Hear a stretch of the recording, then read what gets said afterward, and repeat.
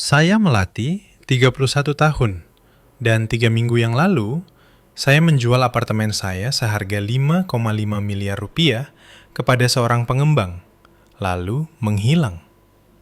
79 panggilan tak terjawab, 47 pesan teks. Sebuah email dari ibu saya dengan subjek, "Apa yang telah kamu lakukan?" dalam huruf kapital semua. Sebuah pesan jam 2 pagi dari adik perempuan saya. "Melati, mereka bilang kami punya waktu 30 hari untuk pindah. Kemana anak-anak harus pergi?" Saya tidak menjawab. Bukan karena saya tidak punya hati, tapi karena saya telah menghabiskan seluruh hidup saya untuk menjawab, menjelaskan, mengakomodasi, dan itu tidak pernah cukup.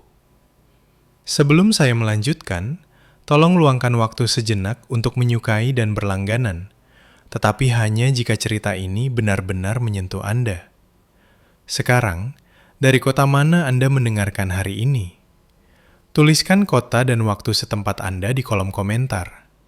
Saya ingin tahu siapa yang ada di sini bersama saya. Izinkan saya membawa Anda kembali ke 4 minggu lalu saat makan malam Natal, ketika saya berdiri di dapur orang tua saya dan mendengar sesuatu yang tidak akan pernah saya lupakan. Tumbuh besar di keluarga Pratama, saya belajar sejak dini bahwa kasih sayang datang dengan syarat. Saya hanya tidak punya kata-kata untuk itu saat itu. Ayah saya, Hendra, menghabiskan 30 tahun di pabrik manufaktur sebelum punggungnya menyerah dan memaksanya pensiun dini. Ibu saya, Ratna, menjalankan rumah tangga kami seperti kerajaan kecil di mana kesetiaan berarti kepatuhan dan mempertanyakan dirinya berarti pengkhianatan. Lalu ada Kartika, adik perempuan saya yang selisih 3 tahun. Si bungsu yang perlu dilindungi. Saya adalah anak yang berbeda. Anak yang mengubur diri dalam buku pelajaran, yang memenangkan beasiswa penuh ke universitas, sementara Kartika putus sekolah setelah 2 semester dengan utang pinjaman pendidikan sebesar 600 juta rupiah. Narasi keluarga pun terbentuk dengan sendirinya. Melati beruntung, Kartika sial karena hidup. Apa yang tidak disebutkan oleh siapapun adalah 4 pekerjaan yang saya jalani selama kuliah. Musim panas yang saya habiskan untuk magang sementara adik saya berlibur, promosi yang saya dapatkan sementara dia mengumpulkan alasan. Namun di mata ibu saya, kesuksesan bukanlah sesuatu yang Anda bangun. Itu adalah sesuatu yang terjadi pada Anda, seperti cuaca atau takdir. Dan jika takdir tersenyum pada saya, maka pastilah saya berutang sesuatu kepada mereka yang dilewati takdir. Panggilan telepon dimulai dari hal kecil. 300.000 untuk bensin, 1,5 juta untuk tagihan tak terduga. 7,5 juta ketika Dedi, suami Kartika, kehilangan pekerjaan lagi. Saya selalu mengirim uangnya. Saya tidak pernah bertanya. Mengenang kembali, saya tidak ingat kapan terakhir kali ibu saya menelpon hanya untuk bertanya kabar saya. Setiap percakapan berakhir dengan cara yang sama. Sebuah permintaan yang dibungkus dengan rasa bersalah, disampaikan dengan ketepatan seseorang yang telah menguasai seni, menjadikan kewajiban terasa seperti cinta. Saya adalah ATM keluarga. Saya hanya belum membaca syarat dan ketentuan kecilnya. Tetapi Natal itu, berdiri di dapur tempat saya dibesarkan, syarat dan ketentuan itu akhirnya menjadi jelas. 3 tahun lalu, saya membeli apartemen di lingkungan yang sedang berkembang di Jakarta Barat. 2 kamar tidur, desain bersih, pemandangan kota yang mengingatkan saya setiap pagi seberapa jauh saya telah melangkah. Saya melunasi cicilannya November lalu. 8 tahun disiplin menabung, mengambil proyek sampingan, dan berkata tidak pada liburan yang tidak mampu saya beli. Hari ketika saya melakukan pembayaran terakhir, saya duduk di lantai ruang tamu dan menangis. Bukan karena sedih, tapi karena lega. Sebagai bukti bahwa saya ada di luar apa yang dibutuhkan keluarga saya dari saya. Lingkungan itu telah berubah sejak saya pindah. Restoran baru, kedai kopi di setiap sudut, nilai properti naik terus. Investasi saya sebesar 4,4 miliar rupiah sekarang bernilai 5,5 miliar. Mungkin lebih bagi pembeli yang tepat. Ibu saya menyadarinya. Setiap kunjungan ke rumah selalu disertai komentar yang terasa santai, tapi mendarat seperti batu. "Kamu tinggal sendirian di tempat seluas itu?" katanya sambil menggelengkan kepala. Anak-anak Kartika berbagi kamar tidur yang ukurannya sama dengan kamar mandimu. Tahun lalu, saat acara kumpul keluarga, dia menarik saya ke samping. "Kamu tahu sayang, jika kamu ingin membantu adikmu bangkit kembali, apartemenmu itu bisa mengubah hidupnya." Saya tertawa, menganggapnya remeh. Pasti dia bercanda. Ternyata tidak. Apa yang tidak saya ketahui saat itu adalah bahwa Kartika sudah menelepon pengembang yang membeli blok tersebut. Dia bertanya apakah mereka tertarik membeli unit kakaknya. Mereka menolak. Mereka tidak bekerja melalui perantara yang tidak sah. Dia telah mengitari rumah saya seperti hiu selama berbulan-bulan, dan saya terlalu sibuk menulis cek untuk menyadari ada darah di air. Undangan makan malam Natal tiba di awal Desember. "Hanya keluarga," tulis ibu saya. "Banyak yang harus kita rayakan." Seharusnya saya tahu saat itu. Perayaan dalam keluarga Pratama selalu mengharuskan seseorang mengorbankan sesuatu. Malam Natal di rumah orang tua saya berbau opor ayam dan lilin kayu manis. Lampu putih berkedip di sepanjang pagar teras. Sebuah hiasan tergantung miring di pintu depan. Hiasan yang sama dari masa kecil saya. Pita merahnya sudah pudar menjadi merah muda. Di dalam, ruang tamu bercahaya. Sebuah pohon kecil duduk di sudut, terbebani ornamen yang dikumpulkan ibu saya selama 40 tahun. Lagu-lagu klasik mengalun dari speaker Bluetooth yang ayah saya masih belum paham cara menggunakannya. Saya datang dengan hadiah untuk semua orang. Syal kasmir untuk ibu, alat pancing baru untuk ayah, perlengkapan seni untuk keponakan saya Laras, usia 5 tahun, dan boneka dinosaurus untuk keponakan saya Oki, usia 3 tahun. Untuk Kartika, kartu hadiah ke toko perlengkapan rumah favoritnya. Praktis dan pribadi, aman. "Tante Melati!" Laras berlari ke arah saya saat saya melangkah masuk. Lengannya memeluk kaki saya. "Tante Melati, aku menggambar-gambar untuk tante." Saya berlutut untuk menerima selembar kertas kusut yang dipenuhi coretan ungu. "Bagus sekali sayang, apakah ini kuda?" "Ini tante," katanya serius, "dengan rambut ungu." Saya tertawa dan memeluknya erat, menghirup aroma sampo anak-anak dan kepolosan. Kartika dan Dedi datang terlambat 20 menit, mengeluh tentang masalah mobil. Jabat tangan Dedi lemas. Senyum Kartika tidak sampai ke matanya. Makan malam cukup menyenangkan. Ayam, kentang tumbuk, sayur buncis. Ayah menceritakan lelucon yang sama yang dia ceritakan selama puluhan tahun. Ibu sibuk mengurus porsi makanan. Oki melemparkan kacang polong ke kakaknya. Normal, akrab. Tapi saya menangkapnya. Pandangan antara ibu saya dan Kartika ketika mereka pikir saya tidak melihat. Anggukan kecil. Cara Dedi memeriksa ponselnya di bawah meja, lalu menunjukkan sesuatu kepada Kartika yang membuatnya menahan senyum.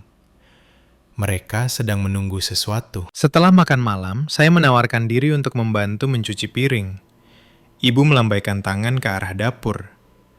"Kamu memang orang suci, Melati. Selalu sangat membantu." Dapur berada di bagian belakang rumah, dipisahkan dari ruang tamu oleh lorong sempit. Saya mengisi wastafel dengan air sabun, menggosok piring sementara musik Natal melayang dari ruangan lain. Kemudian musik berhenti. Seseorang telah mematikannya. Suara-suara terdengar, rendah, penuh konspirasi. Saya mematikan keran. Dia berangkat tanggal 2 Januari ke Balikpapan. 2 minggu. Itu suara ibu saya. "Dan ayah dapat kunci cadangannya," sahut Kartika. "Dia akan bilang mau menyiram tanaman kakaknya, memberi makan ikan konyolnya itu." Dedi berbicara berikutnya, nadanya bersemangat. "Kita harus bergerak cepat, 3 Januari, masuk sebelum dia mendarat." Tangan saya membeku di piring yang basah. Ganti kuncinya segera, lanjut Kartika. Saat dia kembali, kita sudah menetap. Apa yang akan dia lakukan? Memanggil polisi untuk adiknya sendiri? Ibu saya tertawa lembut. Melati tidak akan melakukan apa-apa. Dia tidak pernah melakukan apa-apa. Dia akan menangis, dia akan merajuk, dan kemudian dia akan menerimanya. Dia selalu begitu. Tempat itu juga sia-sia baginya. Suara Kartika meneteskan sesuatu yang belum pernah saya namai sebelumnya. Wanita lajang di apartemen 2 kamar, sementara anak-anakku tidur di gudang. Tepat sekali, ibu saya setuju. Keluarga menjaga keluarga. Dia akan mengerti pada akhirnya. Saya berdiri membeku di dapur. Air cucian piring mendingin di sekitar pergelangan tangan saya. Jantung saya berdetak sangat kencang. Saya yakin mereka bisa mendengarnya. Saya ingin berteriak, menyerbu masuk dan menuntut penjelasan. Untuk akhirnya, sekali ini saja, melawan. Sebaliknya, saya mengambil piring berikutnya, mencucinya perlahan, mengeringkannya dengan handuk, dan meletakkannya dengan hati-hati di lemari. Mereka pikir mereka mengenal saya. Mereka akan belajar sebaliknya. Saya menyikat tangan saya di handuk dapur, merapikan sweater saya, dan berjalan kembali ke ruang tamu. Wajah saya tidak mengkhianati apapun. Bertahun-tahun melakukan analisis risiko telah mengajari saya satu keterampilan yang tak ternilai. Jangan pernah menunjukkan kartu Anda sampai Anda menghitung setiap hasil.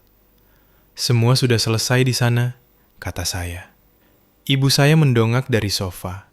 Senyumnya hangat dan tidak menyadari apa-apa. Bersih sekali. Saya duduk di kursi dekat pohon. Laras, mau tunjukkan lebih banyak gambarmu? Laras melompat dengan tumpukan kertas, dan saya berpura-pura memeriksa masing-masing. Sebuah rumah dengan asap mengepul dari cerobong asap. Pelangi dengan 7 warna. Sebuah keluarga dari figur garis. 4 dari mereka tidak ada yang berambut ungu. Dari sudut mata, saya memperhatikan Kartika memperhatikan saya. Tatapannya tertahan agak lama, curiga, menyelidik. Saya tersenyum padanya. Ayamnya enak sekali tahun ini, Kels. Apa kamu membantu ibu dengan resepnya? Dia berkedip, bingung. Iya. Aku merendamnya semalaman. Rasanya benar-benar beda. Ibu saya berseri-seri. Krisis terhindar. Keadaan normal pulih. Tapi tidak ada yang normal. Tidak lagi. Saya melihat mereka. Orang-orang ini yang telah saya coba senangkan selama 31 tahun. Ibu saya yang mengacaukan kontrol dengan cinta. Ayah saya yang lebih memilih diam daripada membela. Adik saya yang belajar bahwa menjadi korban lebih mudah daripada bertanggung jawab. Dan Dedi, yang menikah dengan keluarga pengambil dan merasa cocok di sana. Mereka selalu melihat kebaikan saya sebagai kelemahan, diamnya saya sebagai izin. Mereka salah. Ngomong-ngomong, kata saya santai, aku akan bertemu pengacaraku minggu depan. Hanya beberapa urusan dokumen. Ibu saya hampir tidak mendongak. Itu bagus, sayang. Dia tidak tahu apa yang baru saja dia abaikan. Malam itu, Kartika menemukan saya di teras belakang. Udara tajam dan dingin. Saya berdiri terbungkus mantel, memperhatikan napas saya membentuk awan kecil yang larut menjadi hampa. Dia muncul di samping saya, tangan bersedekap, bahu membungkuk melawan dingin. Cari udara segar? Tanyanya. Hanya butuh waktu sebentar. Kami berdiri dalam diam. Lalu dia mulai. Jadi, balik papan. Berapa lama lagi? 2 minggu. Pasti menyenangkan, perjalanan bisnis. Suaranya mengandung ketajaman. Aku belum pernah naik pesawat dalam 6 tahun. Saya diam saja. Siapa yang menjaga tempatmu selama kamu pergi? Ayah menawarkan diri untuk menyiram tanamanku. Itu manis darinya. Dia berhenti, terlalu santai. Lingkunganmu benar-benar berubah ya. Aku lewat sana bulan lalu, melihat semua tanda dijual itu. Denyut nadi saya bertambah cepat, tetapi suara saya tetap tenang. Pengembang membeli blok itu. Mereka ingin membangun sesuatu yang baru. Ada yang menawarimu? Saya berbalik untuk melihatnya. Benar-benar melihat iri hati yang dia samarkan sebagai kekhawatiran selama bertahun-tahun. Perhitungan di balik setiap gerakan persaudaraan. Beberapa orang sudah bertanya, kata saya. Aku tidak tertarik menjual. Rahangnya mengeras, hampir tidak terlihat. Kamu harus mengurus kontrakanmu dulu, tambah saya. Nada saya ringan. Bukankah kamu bilang pemilik rumahnya sulit? Dia menegang. Kami sedang menanganinya. Bagus. Kartika membuka mulut, lalu menutupnya. Sesuatu berkedip di matanya. Keraguan. Mungkin retakan terkecil dalam keyakinannya. Tapi dia pulih dengan cepat. Yah, jangan kedinginan di sini. Dia berbalik dan masuk kembali ke dalam, membiarkan pintu sedikit terbuka. Saya tinggal sejenak lagi, melihat bintang-bintang muncul satu persatu. Dia telah menguji saya, memeriksa apakah saya mencurigai sesuatu. Saya sudah lulus ujiannya. Sekarang, saatnya ujian saya. Saya meninggalkan rumah orang tua saya jam 9.30, memeluk semua orang untuk berpamitan dengan kehangatan yang terlatih. Hati-hati di jalan, sayang. Ibu saya meremas bahu saya. Dan ingat, tinggalkan kunci cadangan itu untuk ayahmu. Tentu, Bu. Perjalanan pulang memakan waktu 40 menit. Saya menghabiskan 10 menit pertama dalam diam, mencengkeram setir sampai buku jari saya memutih. Lalu saya menelpon Elina. Dia menjawab pada dering kedua. Melati, ini Natal. Semuanya baik-baik saja. Mereka berencana mengambil apartemenku. Saya menceritakan semuanya padanya. Dapur, percakapan, kepercayaan diri mereka saat mendiskusikan pencurian rumah saya. Ya Tuhan, Elina menghela napas perlahan. Apa yang akan kamu lakukan? Aku belum tahu. Kamu bisa menghadapi mereka. Panggil polisi saat mereka mencoba pindah. Lalu apa? Melihat mereka menangis dan meminta maaf, lalu melakukannya lagi saat aku lengah. Elina terdiam. Lalu bagaimana dengan promosi Balikpapan itu, yang sudah ditanyakan bagian HR selama 2 bulan? Dia benar. Tawaran itu sudah ada di kotak masuk saya sejak akhir Oktober. Analis risiko senior, Divisi Kalimantan, relokasi permanen. Saya telah menunda keputusan itu, mengatakan pada diri sendiri bahwa saya belum siap meninggalkan Jakarta. Tapi untuk apa saya bertahan? Aku juga mendapat telepon dari pengembang, kata saya perlahan. Mereka ingin membeli seluruh blok, termasuk unitku. Melati, apa kamu memikirkan apa yang aku pikirkan? Saya masuk ke jalan tol. Lampu kota membentang di depan saya. Aku sudah menghabiskan 31 tahun menjadi orang yang mereka inginkan. Mungkin sudah waktunya mencari tahu siapa aku sebenarnya. Setelah kami menutup telepon, saya mengetik pesan kepada Budi, pengacara real estate saya. Pak Budi, saya perlu bertemu Anda tanggal 26. Mendesak. Saya ingin mendiskusikan semua pilihan saya, termasuk menjual. Balasan datang dalam hitungan menit. Saya akan mengosongkan jadwal saya. Kantor Pak Budi berada di lantai 14 sebuah menara kaca di pusat kota. Sehari setelah Natal, gedung itu hampir kosong. Melati, dia menunjuk ke kursi kulit. Pesanmu terdengar serius. Saya menceritakan semuanya padanya.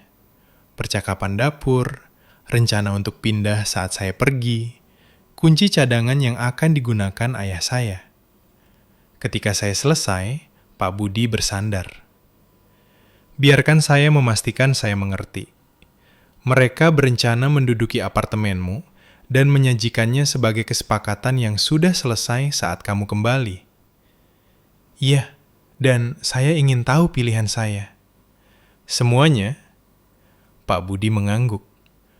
Opsi 1, tunggu sampai mereka masuk tanpa izin, lalu panggil polisi.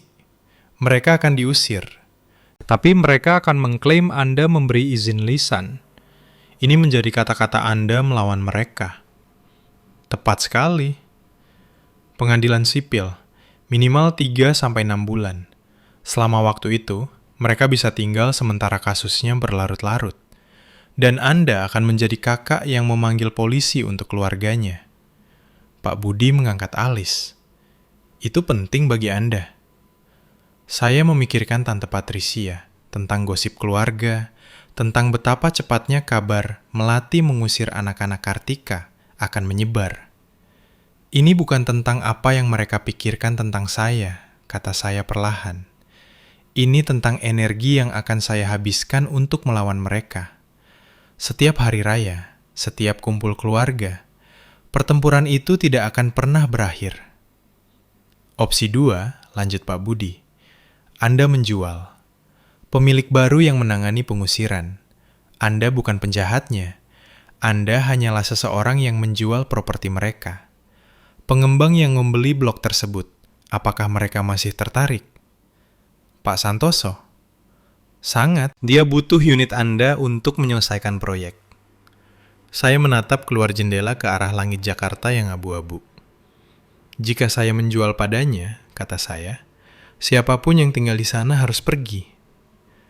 Pemberitahuan standar 30 hari untuk mengosongkan rumah tidak bisa dinegosiasikan karena izin pembongkaran. Untuk pertama kalinya dalam beberapa hari, saya bisa bernapas. Atur pertemuannya. Pak Santoso adalah pria pragmatis dengan mata abu-abu baja dan jabat tangan yang serius. Kami bertemu di ruang konferensi Pak Budi 2 hari kemudian. Pak Santoso menggeser map ke seberang meja. Ibu Melati, saya siap menawarkan 18% di atas nilai pasar. Tunai, penutupan dalam 10 hari kerja. Angka itu membuat napas saya tertahan. Mengapa terburu-buru? Pinjaman konstruksi saya terkunci pada tanggal 15. Setelah itu, bank menyesuaikan syarat dengan kurang menguntungkan. Saya butuh semua unit sebelum itu. Pak Budi condong ke depan. Bagaimana dengan penghuni saat ini? Prosedur standar. Pemberitahuan 30 hari untuk pindah setelah penutupan. Izin pembongkaran tidak mengizinkan pengecualian. Saya mempelajari kontrak itu. Lalu saya mendongak. Saya harus jujur pada Anda. Saya sudah mempertimbangkan untuk menjual sejak saya menerima tawaran pekerjaan di Balikpapan 2 bulan lalu. Saya ragu, karena tempat ini berarti sesuatu bagi saya. Pak Santoso mengangguk tidak terkejut. Dan sekarang? Sekarang saya punya alasan tambahan untuk melangkah maju. Situasi keluarga yang disebutkan Pak Budi. Ya, saya menatap matanya. Jika saya menjual kepada Anda, saya bukan orang yang mengusir siapapun. Anda yang melakukannya. Perusahaan Anda yang mengirim pemberitahuan, jadwal Anda, izin pembongkaran Anda. Itu benar. Jadi, saya hanyalah pemilik properti yang menjual kepada pengembang, tidak lebih. Ekspresi Pak Santoso tidak berubah, tetapi saya menangkap sekilas pemahaman. Tepat seperti itu posisi Anda. Satu pertanyaan lagi. Apakah ada orang lain yang menghubungi Anda tentang unit saya? Dia terdiam. Sekitar 2 bulan lalu, seorang wanita yang mengklaim mewakili kakaknya. Saya menolak. Kami tidak bekerja melalui pihak yang tidak sah. 2 bulan. Kartika telah mengitari rumah saya seperti hiu saat saya masih menulis cek untuknya. Saya butuh waktu sampai 7 Januari untuk memutuskan. Setelah itu, tawaran berakhir. 7 hari, lebih dari cukup waktu untuk merasa yakin. Saya ingin berhenti sejenak di sini. Jika Anda pernah berada dalam hubungan di mana seseorang memperlakukan Anda seperti sumber daya alih-alih manusia, di mana keluarga berarti kewajiban tanpa rasa hormat, saya ingin mendengar pendapat Anda di komentar. Dan katakan pada saya, menurut Anda, apa yang seharusnya saya lakukan? A. Menghadapi keluarga saya secara langsung, atau B. Melanjutkan rencana diam-diam saya. Tulis jawaban Anda di bawah. Saya benar-benar penasaran. Sekarang, izinkan saya memberitahu Anda apa yang terjadi selanjutnya. Malam tahun baru, rumah Paman Richard di pinggiran kota. Pertemuan itu sederhana untuk ukuran hari raya. Sekitar 15 kerabat berdesakan di rumah 2 lantai dari tahun 1970-an. Sebuah meja lipat berisi hidangan potluck, minuman dingin di kotak es dekat pintu belakang. Saya datang sendiri, membawa sebotol jus anggur yang tidak berniat saya minum. Kartika dan Dedi sudah ada di sana, berkeliling ruangan seperti politisi di acara penggalangan dana. Tawa Dedi terlalu keras. Senyum Kartika terlalu cerah. Mereka memancarkan energi orang-orang yang percaya keberuntungan mereka akhirnya tiba. Saya berdiri di dekat dapur, meminum segelas jus apel bersoda dan mengawasi. Tidak butuh waktu lama. Berita yang sangat menarik, Kartika berkata kepada Tante Patricia. Kami pindah ke tempat baru di bulan Januari. Lingkungan yang jauh lebih baik. Anak-anak akhirnya akan punya kamar sendiri. Oh, luar biasa. Tante Patricia bertepuk tangan. Apa kalian membeli? Keraguan Kartika berlangsung setengah detik. Ini pengaturan keluarga. Tempat Melati sebenarnya. Dia punya semua ruang itu dan dia sendirian. Saat itulah ibu saya muncul di samping mereka tepat pada waktunya. Melati selalu murah hati. Kamu tahu bagaimana dia. Apapun untuk keluarga. Kata-kata itu menghantam saya seperti air es. Tante Patricia melihat saya di seberang ruangan. Melati, ibumu baru saja bercerita tentang pengaturannya. Manis sekali kamu mau berbagi rumah. Setiap kepala menoleh ke arah saya. Mata ibu saya membawa peringatan yang saya kenal baik. Jangan membuat keributan. Ekspresi Kartika menantang saya untuk membantahnya. Saya merasakan beban ekspektasi mereka. Asumsi bahwa saya akan menyerah seperti biasanya. Sebaliknya, saya tersenyum. Keluarga membantu keluarga, kata saya sederhana. Itulah yang dilakukan keluarga Pratama, kan? Bahu ibu saya rileks. Kartika menghela napas. Mereka pikir mereka menang. Mereka tidak tahu apa arti keluarga sebenarnya bagi saya lagi. Tante Patricia menyudutkan saya di dekat meja pencuci mulut 20 menit kemudian. Dia adalah kakak perempuan ibu saya, wanita yang mengoleksi gosip seperti orang mengoleksi perangko. Matanya berbinar dengan kilatan seseorang yang akan mengulik informasi. Melati sayang, dia mencengkeram siku saya. Ayo bicara denganku. Saya membiarkannya membimbing saya ke sudut yang tenang dekat tangga. Jadi, dia memulai. Suaranya turun menjadi bisikan konspirasi. Ibumu menceritakan segalanya tentang membiarkan Kartika pindah. Benarkah? Kamu kakak yang baik. Tidak semua orang mau melakukan itu loh, merelakan rumah mereka sendiri. Aku tidak merelakannya, kata saya hati-hati. Ini lebih seperti transisi. Tetap saja, Tante Patricia menggelengkan kepala. Dengan semua yang dialami Kartika, anak-anak yang berharga itu dan suaminya itu, dia merendahkan suaranya lagi. Antara kamu dan aku tidak berpikir Dedi akan pernah jadi orang sukses. Saya diam saja. Ibumu bilang kamu setuju berminggu-minggu lalu. Katanya itu idemu. Di sanalah kebohongannya, menyebar di keluarga seperti api liar. Pada saat saya kembali dari Balikpapan, narasi itu akan terkunci rapat. Melati yang dermawan akhirnya melakukan tugasnya. Tante Patricia, kata saya menghargai perhatian Tante. Tapi apa yang terjadi dengan apartemen saya adalah urusan antara saya dan keluarga inti saya. Wajahnya berkedip, terkejut.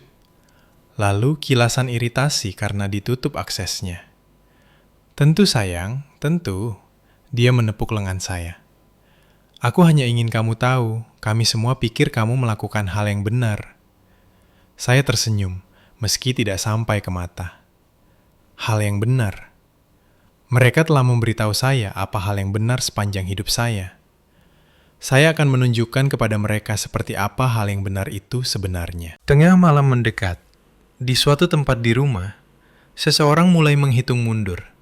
Malam tahun baru, 23.58. Saya duduk sendirian di apartemen saya. Laptop terbuka, kota berkilauan di bawah jendela saya. Kembang api akan segera dimulai. Perayaan untuk orang-orang yang percaya pada awal yang baru. 2 email menunggu di layar saya. Yang pertama, dokumen akhir Pak Budi, tawaran Pak Santoso, 10 hari menuju penutupan. 30 hari setelah itu, pembongkaran. Yang kedua, konfirmasi HR untuk transfer Balikpapan. Analis risiko senior, Divisi Kalimantan. Tanggal mulai 20 Januari. Relokasi permanen. Saya takut menerima keduanya selama berbulan-bulan. Takut akan arti kepergian saya. Takut dianggap egois. Tapi apa yang saya pertahankan? Saya melihat sekeliling apartemen, furnitur saya, pemandangan saya, bukti bahwa saya bisa membangun sesuatu sendiri. Mereka sudah mengambilnya dari saya. Belum secara fisik, belum. Tetapi dalam pikiran mereka, tempat ini tidak pernah menjadi milik saya. Itu selalu hanya sesuatu yang saya jaga sampai mereka memutuskan untuk mengklaimnya. Bahkan jika saya melawan mereka kali ini, mereka akan mencoba lagi tahun depannya lagi. Setiap kumpul keluarga akan menjadi negosiasi. Setiap panggilan telepon adalah awal dari skema lain. Apartemen ini akan selalu menjadi target mereka, dan saya akan selalu menjadi ATM mereka. Kecuali saya menarik diri sepenuhnya dari persamaan tersebut. Saya membuka email HCR terlebih dahulu, mengetik penerimaan saya, menekan kirim. Kemudian, saya membuka dokumen Pak Budi. Jam di laptop saya menunjukkan tengah malam. Di luar, kembang api meledak di langit. Saya menandatangani, bukan karena saya ingin balas dendam, bukan karena saya membenci mereka, tetapi karena saya akhirnya cukup mencintai diri sendiri untuk berhenti mengorbankan masa depan saya untuk orang-orang yang hanya melihat saya sebagai sumber daya. Aku tidak menjual karena mereka, bisik saya ke ruangan yang kosong. Aku menjual karena aku akhirnya siap untuk pergi. Dokumen terunggah. Kesepakatan selesai. Selamat tahun baru. Yang satu ini akan berbeda. 2 Januari, Bandara Soekarno-Hatta. Saya naik pesawat ke Balikpapan dengan 1 koper kabin dan tas laptop. Segala sesuatu yang lain yang saya butuhkan akan menyusul atau tidak. Milik materi sudah mulai terasa kurang penting. Sebelum lepas landas, saya menelpon ayah saya. Melati, suaranya parau, teralihkan. Kamu di bandara? Baru mau lepas landas. Ayah pegang kunci cadangannya kan? Sudah kemarin. Ada yang perlu ayah lakukan secara khusus? Hanya siram tanamannya. Beri makan si biru. Si biru adalah ikan beta saya. Makhluk biru kecil yang menemani saya melalui 3 tahun makan malam sendirian. Akan ayah lakukan. Saya hampir bertanya padanya. Hampir berkata, Ayah, apakah ayah tahu apa yang mereka rencanakan? Apakah ayah peduli? Tapi saya sudah tahu jawabannya. Hendra Pratama telah menghabiskan 58 tahun menghindari konfrontasi. Dia tidak akan memulainya sekarang. Hati-hati di jalan, katanya lalu menutup telepon. Penerbangan memakan waktu 2 jam. Saya menghabiskan sebagian besar waktu menatap keluar jendela, melihat peta daratan di bawah saya. Pada tanggal 3 Januari, ponsel saya bergetar dengan notifikasi Instagram. Kartika telah mengunggah cerita. Gambar itu menunjukkan ruang tamu saya, sofa saya, rak buku saya, pemandangan cakrawala Jakarta saya. Kotak-kotak menumpuk di sudut. Boneka dinosaurus Oki duduk di meja kopi saya. Keterangannya berbunyi, babak baru, rumah baru. Terpuji. Tenggorokan saya menyempit, tapi bukan karena sedih. Dari kejelasan dingin melihat siapa adik saya sebenarnya.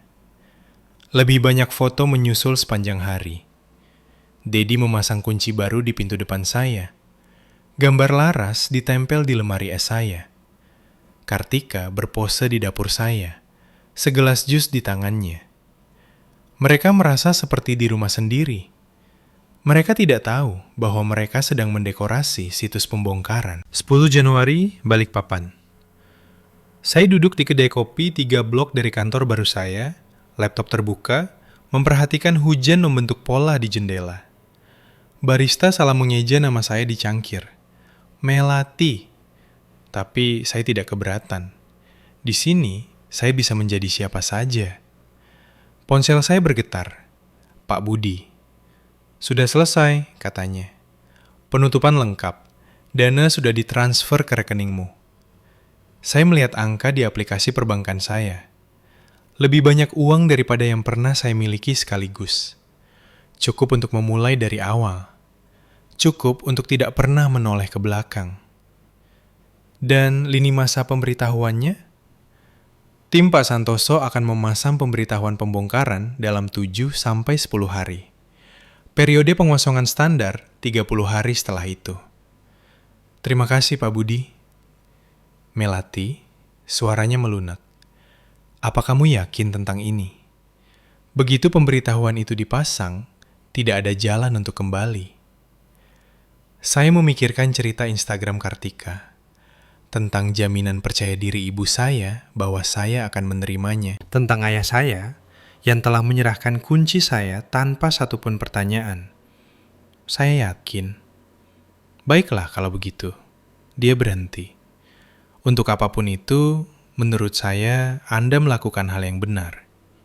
Kami menutup telepon. Saya menutup laptop dan melingkarkan tangan saya di cangkir kopi, membiarkan kehangatan meresap ke jari-jari saya. Di luar, Balikpapan menjalani urusan abu-abu dan hujannya. Orang asing berjalan, pasangan berbagi payung, orang-orang menjalani hidup yang tidak ada hubungannya dengan hidup saya. Saya merasa aneh. Tidak menang, tidak dendam, hanya ringan. Seperti saya baru saja meletakkan beban yang telah saya bawa begitu lama, sehingga saya lupa itu bukan bagian dari diri saya. Ponsel saya bergetar lagi. Pesan dari Elina. Bagaimana kabarmu? Saya membalas. Lebih baik dari yang saya harapkan. Pemberitahuan akan segera keluar. Apa kamu siap untuk apa yang terjadi selanjutnya? Saya memperhatikan hujan turun. Saya sudah siap selama bertahun-tahun. 18 Januari. Saya sedang dalam rapat pagi ketika ponsel saya mulai bergetar. Sekali, 2 kali, 3 kali. Saya mematikan suaranya dan fokus pada presentasi. Menjelang makan siang, saya mendapat 17 panggilan tak terjawab. Pesan suara pertama dari ibu saya. Melati Elizabeth pertama, hubungi ibu sekarang juga. Apa yang telah kamu lakukan? Apa yang telah kamu lakukan? Yang kedua dari Kartika. Suaranya melengking karena panik. Ada orang di sini membawa surat-surat. Mereka bilang kami harus pergi dalam 30 hari. Melati, ini pasti kesalahan. Hubungi aku. Yang ketiga dari Dedi. Ini gila. Kamu tidak bisa menjual tempat dengan orang tinggal di dalamnya. Kami akan memanggil pengacara. Yang keempat adalah ayah saya. Dia tidak meninggalkan pesan. Hanya 10 detik napas berat sebelum menutup telepon. Saya duduk di mobil saya di gedung parkir, melihat-lihat pesan teks yang berkisar dari bingung, hingga marah, hingga putus asa. Melati, hubungi aku sekarang. Ibu, tega sekali kamu melakukan ini pada adikmu. Kartika, anak-anak ketakutan. Ibu, kami membesarkanmu lebih baik dari ini. Dedi, kamu akan mendengar dari pengacara kami. Kartika, aku sudah mengecek catatan properti. Kamu menjualnya. Kamu benar-benar menjualnya. Ibu, ayahmu mengalami nyeri dada. Kartika, 30 hari melati, kemana kami harus pergi?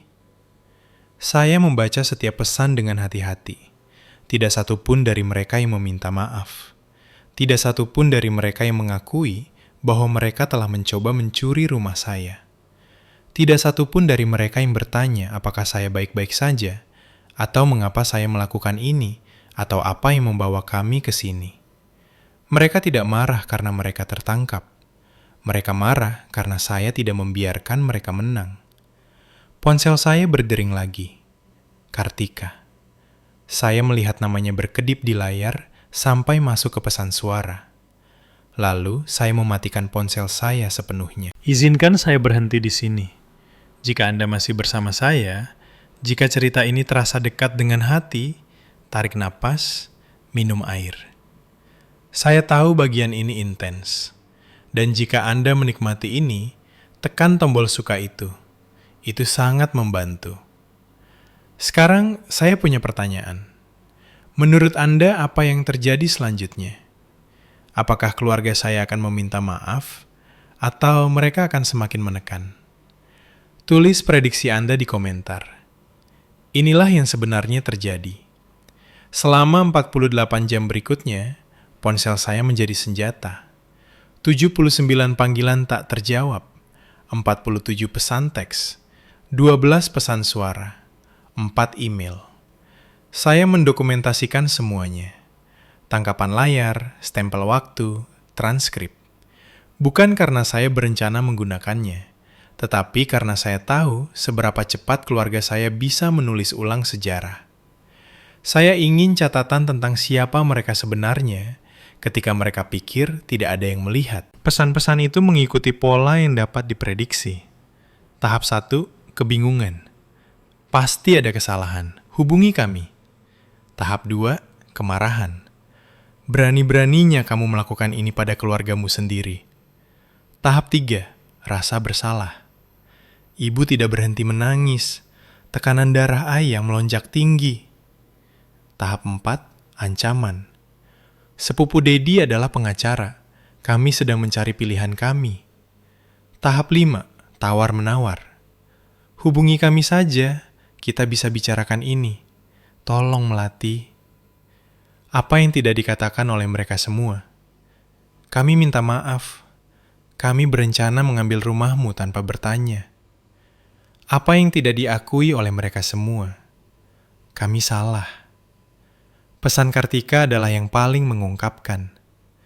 Kamu tahu, kami akan pindah dan kamu tetap menjualnya. Bukan, maaf kami mencoba mencuri darimu. Anak-anak menangis setiap malam. Mereka pikir ini akan menjadi kamar baru mereka. Bukan, seharusnya kami meminta izin. Bagaimana aku harus menjelaskan ini pada Laras dan Oki? Seolah-olah saya yang menciptakan situasi ini. Seolah-olah air mata mereka adalah tanggung jawab saya. Saya menyimpan setiap pesan. Lalu saya menutup folder itu dan berjalan-jalan di sepanjang tepi pantai Balikpapan. Udara berbau garam dan pinus. Camar bertengkar memperebutkan sisa makanan dekat pasar ikan. Orang asing melewati saya tanpa pandangan kedua. Saya tidak pernah merasa begitu tidak terlihat. Saya tidak pernah merasa begitu bebas. Pada tanggal 21 Januari, 3 hari setelah pemberitahuan dipasang, saya memecah kebuntuan. 1 email dikirim ke ibu, ayah, Kartika, dan Dedi, ditembuskan ke Pak Budi. Saya menulisnya sambil duduk di meja dapur di apartemen sementara saya di Balikpapan, secangkir teh mendingin di samping saya. Saya merevisinya 6 kali sebelum mengirim. Subjek, mengenai properti di Jakarta. Kepada keluargaku, saya telah menjual apartemen saya, properti yang saya beli dengan uang saya sendiri dan dimiliki sepenuhnya atas nama saya, kepada perusahaan pengembang. Ini sepenuhnya dalam hak hukum saya. Saya menyadari bahwa beberapa dari kalian pindah ke properti tersebut tanpa sepengetahuan atau persetujuan saya selama ketidakhadiran saya. Pemilik baru telah mengeluarkan pemberitahuan standar 30 hari untuk pindah. Karena itu adalah hak mereka berdasarkan izin pembongkaran. Saya tidak akan membahas masalah ini lebih lanjut. Jika kalian membutuhkan bantuan mencari tempat tinggal baru, saya sarankan menghubungi dinas perumahan setempat atau sumber daya lokal serupa. Ini adalah komunikasi terakhir saya mengenai subjek ini. Melati. Saya tidak menjelaskan. Saya tidak menuduh. Saya tidak membuat daftar kesalahan mereka atau mengkatalogkan rasa sakit saya. Saya hanya menyatakan fakta dan menutup pintu. Tanggapan datang cepat dari Kartika. Cuma itu yang mau kamu katakan. Dari Dedi, ini belum berakhir. Dari ibu saya, ibu tidak tahu siapa kamu lagi. Putri yang ibu besarkan tidak akan pernah sekejam ini. Saya membaca masing-masing, lalu mengarsipkannya. Kata-kata ibu saya seharusnya menyakitkan. Mungkin dalam kehidupan lain itu menyakitkan, tetapi sesuatu telah bergeser di dalam diri saya. Pintu tertutup, kunci diputar. Putri yang dia besarkan akan meminta maaf, akan menangis, akan menemukan cara untuk membuat orang lain merasa nyaman sambil mengecilkan dirinya sendiri menjadi hampa. Putri itu sudah tidak ada lagi. Saya menutup laptop dan melihat hujan turun di atas teluk. Gosip keluarga bekerja cepat. Dalam seminggu, saya telah menerima pesan dari 3 bibi, 2 paman, dan seorang sepupu yang tidak pernah saya ajak bicara sejak SMA. Narasi telah mengkristal. Melati menjual rumahnya karena dendam, sementara keluarga adiknya yang malang tinggal di sana. Tidak disebutkan skema yang disusun saat makan malam Natal. Tidak ada pengakuan bahwa mereka pindah tanpa izin.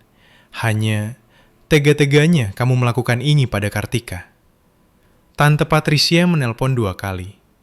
Saya membiarkan keduanya masuk ke pesan suara. Melati, sayang, ini Tante Patricia. Tante hanya ingin kamu tahu bahwa ibumu sangat terpukul. Benar-benar hancur. Dia terus berkata dia tidak mengerti di mana kesalahannya. Tante pikir kamu berutang maaf padanya, kan? Keluarga tetaplah keluarga. Hubungi Tante. Saya menghapus pesannya. Beberapa kerabat berhenti berbicara dengan saya. Saya bisa melihat notifikasi yang diblokir, permintaan pertemanan yang tidak dijawab, keheningan di media sosial. Saya dihapus dari cerita keluarga, ditulis ulang seperti karakter yang masa pakainya sudah habis. Tapi, tidak semua orang mengikuti naskah itu. Sebuah pesan masuk dari Tante Dorothy, adik bungsu nenek saya. Dia berusia 83 tahun dan selalu menjadi pengamat diam dalam keluarga. Melati, Tante tidak tahu keseluruhan ceritanya, dan Tante tidak akan bertanya. Tapi Tante telah melihatmu merawat keluarga itu selama bertahun-tahun, sementara mereka mengambil darimu. Apapun yang terjadi, Tante yakin kamu punya alasanmu sendiri. Tante bangga padamu. Saya membaca pesan itu 3 kali. Lalu saya menangis. Bukan karena sedih, tapi karena kelegaan luar biasa karena dipahami. Satu orang di seluruh keluarga saya mengerti. Saya mengetik balik. Terima kasih Tante Dorothy. Itu sangat berarti. Balasannya datang segera. Terkadang, hal paling berani yang bisa kamu lakukan adalah pergi. Tetap kuat, sayang. Saya menyimpan pesan itu di folder terpisah untuk hari-hari sulit di depan. Batas waktu 30 hari tiba pada 17 Februari. Saya mempelajari detailnya dari pihak kedua melalui Elina, yang mendengarnya dari kenalan bersama yang masih terhubung dengan gosip Jakarta. Kartika dan Dedi tidak punya tempat tujuan. Orang tua Dedi yang sudah lama menjauh karena masalah uang yang dia pinjam dan tidak pernah dikembalikan, menolak membantu. Apartemen saudaranya terlalu kecil. Teman-teman tiba-tiba teringat komitmen lain. Pada akhirnya, mereka pindah ke rumah orang tua saya. 3 kamar tidur, 6 orang. Kerajaan ibu saya yang dikontrol dengan cermat, kini dibanjiri mainan mobil-mobilan, gelas plastik anak, dan menantu yang diam-diam selalu dia benci. Ibu Ratna hampir gila, lapor Elina saat salah satu panggilan kami. Ternyata, dia tidak menyadari bahwa membantu Kartika berarti harus tinggal bersama Kartika. Bagaimana anak-anak? Anak-anak baik-baik saja. Anak-anak punya daya tahan yang kuat. Orang dewasanya yang kesulitan. Saya merasakan sesuatu di dada saya. Rasa bersalah mungkin, atau bayangannya. Mereka membuat pilihan mereka sendiri. Elina menambahkan dengan lembut. Kamu tidak bertanggung jawab atas konsekuensinya. Aku tahu. Benarkah? Saya terdiam sejenak. Aku sedang mengusahakannya. Seminggu kemudian, saya melihat unggahan media sosial dari Kartika. Tidak ada foto kali ini, hanya teks. Terkadang orang yang paling kamu percayai justru paling mengecewakanmu. Tapi kami adalah penyintas. Kami akan melewati ini. Komentarnya penuh dengan simpati, emoji hati, dan doa. Janji bahwa karma akan membalas siapapun yang melakukan ini. Saya adalah penjahat dalam ceritanya sekarang, kakak kejam yang menelantarkan keluarganya. Pada hari yang sama, saya menerima satu pesan lagi dari ayah saya. Ayah minta maaf. Hanya 3 kata itu, tanpa penjelasan, tanpa konteks. Saya menatapnya lama mencoba mengartikan maknanya. Apakah dia menyesal atas apa yang telah dia lakukan? Atas apa yang telah dia izinkan? Untuk keluarga yang hilang dari saya? Atau keluarga yang sekarang membebaninya? Saya menyimpan pesannya, tapi saya tidak membalas. Musim semi secara metaforis tiba di balik papan seperti janji yang dibisikkan. Saya menemukan apartemen permanen dekat bandara, sebuah studio kecil dengan jendela besar dan pemandangan pepohonan. Pemiliknya adalah pensiunan guru bernama Bu Gloria yang tidak pernah bertanya urusan pribadi dan selalu menyediakan kue di lobi. Pekerjaan baru saya menuntut tapi memuaskan. Saya menganalisis risiko untuk mencari nafkah, dan untuk pertama kalinya, saya menerapkan keterampilan itu pada hidup saya sendiri. Menghitung biaya hubungan, mengukur imbal hasil dari investasi emosional. Matematikanya tidak rumit. Saya menyumbangkan sebagian besar furnitur Jakarta saya ke penampungan wanita. Uang dari penjualan apartemen masuk ke akun yang terdiversifikasi, dana pensiun, tabungan darurat, dan kontribusi kecil untuk program beasiswa bagi mahasiswa generasi pertama di universitas. Dana Melati Pratama, saya menyebutnya secara pribadi. Tidak ada orang lain yang perlu tahu.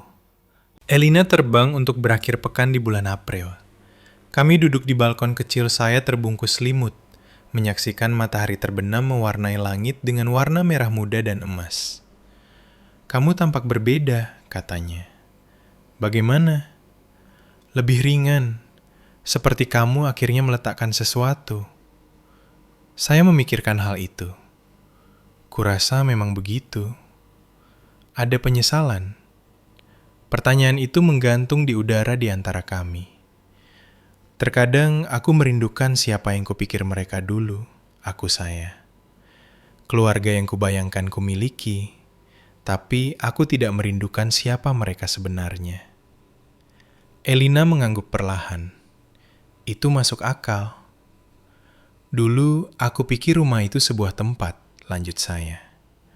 Lalu aku pikir itu orang-orang.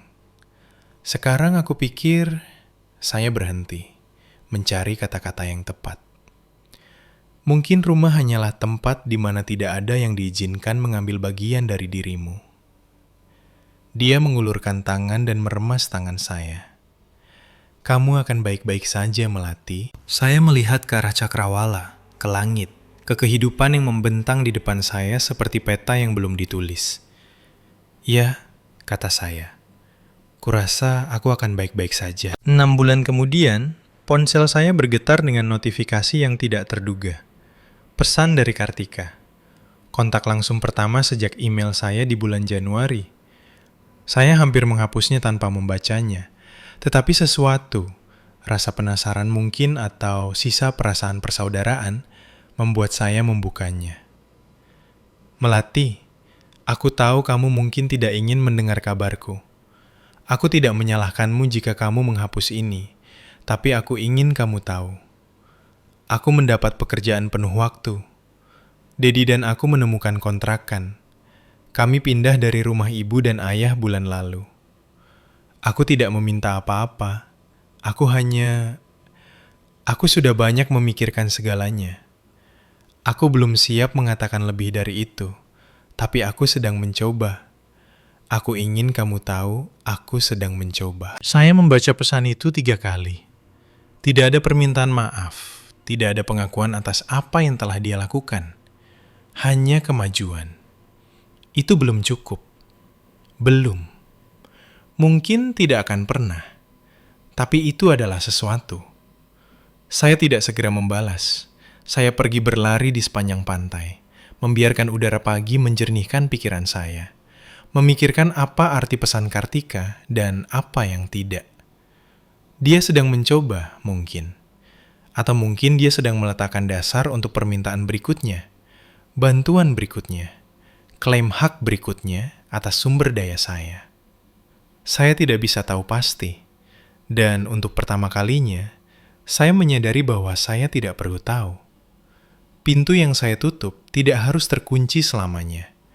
Tetapi saya yang berhak memilih kapan dan apakah saya akan membukanya lagi. Malam itu, saya mengetik balasan. Terima kasih sudah memberitahu. 4 kata, tidak lebih. Kartika membalas, oke. Dan hanya itu. Saya meletakkan ponsel saya dan melihat ke arah pemandangan kota Balikpapan. Lampu-lampu kota terpantul di air seperti bintang yang berserakan. Saya tidak tahu apa yang akan terjadi di masa depan. Tetapi untuk pertama kalinya dalam hidup saya, masa depan itu adalah milik saya untuk diputuskan. Saya telah banyak berpikir tentang mengapa mereka melakukan apa yang mereka lakukan. Bukan untuk memaafkan mereka, tidak pernah. Tetapi untuk mengerti. Karena mengerti adalah cara Anda berhenti mengulangi pola. Kartika dan ibu saya beroperasi dari sistem kepercayaan yang begitu mendarah daging, sehingga mereka mungkin tidak bisa melihatnya. Keluarga berarti berbagi segalanya, dan siapapun yang memiliki lebih banyak berutang kepada mereka yang memiliki lebih sedikit. Hak yang dibungkus dalam bahasa cinta. Ibu saya melihat dirinya sebagai pelindung. Dia menghabiskan seluruh hidupnya melindungi Kartika dari konsekuensi, yang berarti Kartika tidak pernah belajar bahwa ada konsekuensi. Ketika Anda dibesarkan untuk percaya bahwa dunia berutang sesuatu padamu, Anda berhenti bertanya apakah Anda sudah layak mendapatkannya. Dan Kartika, dia tidak dilahirkan kejam. Dia dibentuk oleh keadaan dengan menjadi yang paling kesulitan, yang menerima simpati alih-alih akuntabilitas. Mengambil menjadi hal yang normal. Diharapkan, haknya. Lalu ada saya. Saya adalah orang yang terlalu banyak berfungsi. Si pemberes masalah, orang yang menjaga kedamaian dengan mengorbankan bagian-bagian dari diri saya yang begitu kecil, sehingga saya nyaris tidak menyadarinya hilang. Sampai suatu hari, saya mendongak dan menyadari bahwa saya telah memberikan segalanya kecuali nama saya. Hal tentang menjadi ATM keluarga adalah ini. Saat Anda berhenti mengeluarkan uang tunai, Anda akan tahu persis seberapa berharganya Anda bagi mereka. Jika Anda mendengarkan ini dan mengenali diri Anda sendiri, jika Anda adalah orang yang selalu memberi, yang tidak pernah meminta, yang menghaluskan setiap konflik dengan biaya kebutuhan Anda sendiri, saya ingin Anda mendengar sesuatu. Anda diperbolehkan untuk berhenti. Anda diperbolehkan untuk berkata tidak. Anda diperbolehkan mencintai keluarga Anda dan tetap menjauh dari mereka. Menetapkan batasan bukanlah kekejaman. Itu adalah bertahan hidup. Itu juga satu-satunya cara untuk mencari tahu apakah seseorang benar-benar mencintai Anda atau hanya mencintai apa yang Anda berikan. Tanyakan pada diri sendiri, Jika saya berhenti memberi, apakah mereka masih akan menelpon? Jawabannya mungkin akan menghancurkan hati Anda. Tetapi, itu juga akan membebaskan Anda. Dan itulah cerita saya. Jika Anda tetap tinggal sampai akhir, terima kasih yang tulus. Saya ingin mendengar pendapat Anda. Pernahkah Anda harus menetapkan batasan dengan keluarga Anda? Bagaimana hasilnya? Apa yang Anda pelajari?